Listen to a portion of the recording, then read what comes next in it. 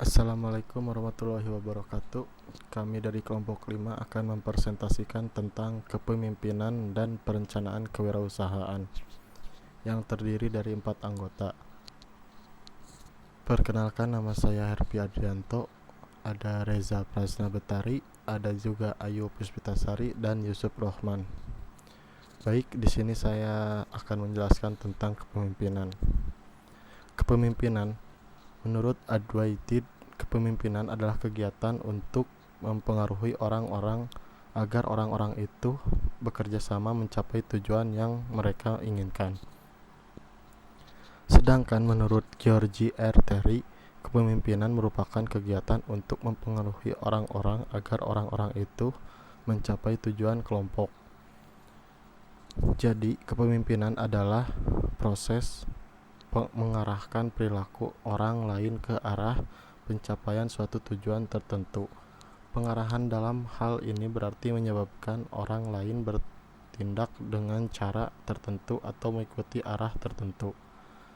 Seorang pemimpin dikatakan berhasil percaya pada pertumbuhan yang berkesinambungan, efisiensi yang meningkatkan, dan keberhasilan yang berkesinambungan dari perusahaan. Terima kasih.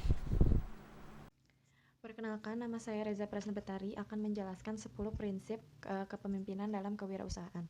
Yang pertama yaitu ada purposeful, yang artinya memiliki tujuan. Tentu saja tujuannya harus jelas. Pemimpin yang memiliki tujuan yang jelas berarti dia mempunyai pendirian, mempunyai fokus, mempunyai kemampuan untuk memutuskan. Itu semua merupakan kualitas pencapaian yang sukses. Kedua yaitu responsible, yang artinya tanggung jawab. Pemimpin yang memiliki kebiasaan memahami tanggung jawab terhadap apa yang dipikirkan dan apa yang dilakukan merupakan hal yang bernilai. Kebiasaan semacam ini akan mengembangkan loyalitas lebih mendalam sebagaimana tanggung jawab yang kita harapkan dari orang lain. Selanjutnya yaitu integritas. Kualitas yang tidak dapat diabaikan adalah melakukan sesuatu yang benar berdasarkan kesadaran akan kehormatan, serta memahami apa yang benar untuk dilakukan, berarti pemimpin tersebut memiliki integritas. Untuk yang selanjutnya yaitu non-conformity, yang artinya ketidakcocokan. Pemimpin yang seperti ini biasanya melakukan tekanan terus-menerus kepada bawahan, maka dari itu tidak adanya kecocokan. Tidak sedikit pemimpin yang seperti itu di dalam perusahaan, itu akan memicu terjadinya memunculkan ketidaknyamanan terhadap karyawan dalam bekerja. Maka dari itu biasanya perusahaan yang seperti itu tidak bertahan lama atau tidak lancar karena tidak nyamannya karyawan. Selanjutnya yaitu courageous, yang artinya keberanian. Ketika pemimpin memiliki keberanian terhadap pendirian dan keberanian untuk menjadi diri sendiri, merupakan kekuatan sejati yang berkembang secara alami. Selanjutnya yaitu intuitif. Yaitu keputusan yang sebenarnya. Keputusan yang sebenarnya adalah sesuatu yang mempengaruhi masa depan dan keberhasilan. Kemampuan yang penting dalam bisnis adalah maju bersama. Selanjutnya yaitu ada patience, yang artinya kesabaran. Pemimpin yang sabar memahami betul apa yang harus dilakukan dan apa yang harus ditinggalkan. Pemimpin seperti ini selalu memiliki strategi yang bagus, strategi yang brilian di setiap pencapaian target. Karena orang sabar adalah orang yang memahami diri dan lingkungannya dengan baik. Selanjutnya yaitu ada listen. Listen artinya mendengarkan.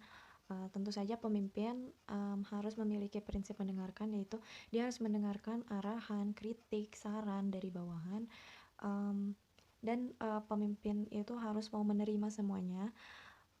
Bukan berarti dia tidak boleh membantah, tapi dia juga harus lebih profesional demi tercapainya visi dan misi perusahaan. Selanjutnya yaitu enthusiasm, yang artinya antusias.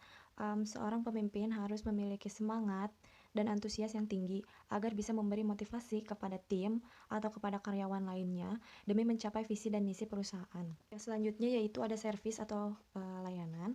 Layanan produk atau ide harus menciptakan nilai tambah agar keberhasilan dapat bertahan. Penciptaan nilai melalui layanan yang maksimal merupakan kesempatan atau peluang. Terima kasih, cukup sekian pemaparan dari saya. Selanjutnya akan dilanjutkan oleh anggota kelompok lainnya. Assalamualaikum warahmatullahi wabarakatuh. Perkenalkan, nama saya Ayu Puspitasari. Di sini saya akan menjelaskan tentang kandungan dalam perencanaan. Yang pertama di sini ada visi. Visi yaitu cita-cita atau masa depan perusahaan yang akan melakukan usaha tersebut. Yang kedua adalah misi.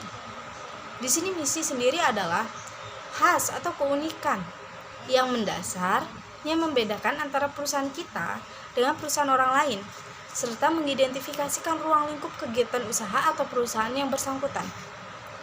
Yang ketiga adalah tujuan. Tujuan adalah hasil yang ingin dicapai dari usaha sebuah perusahaan tersebut.